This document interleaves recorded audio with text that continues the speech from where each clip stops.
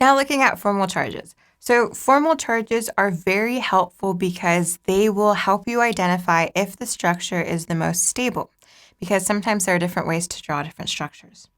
So overall, what formal charges are, they're the charges on an individual element within the compound. And there is a specific formula to find our formal charges. Our formal charge formula, it goes as follows. It's the typical valence electrons for that element subtracted by the sum of the bonding electrons plus each individual lone pair, or each individual electron.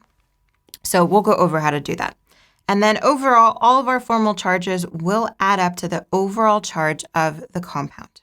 Let's start off with just something that is neutral, so a neutral compound. So in this case, if we're looking at something that's neutral, note that all of the elements will have a formal charge of 0. Preferably, our central atoms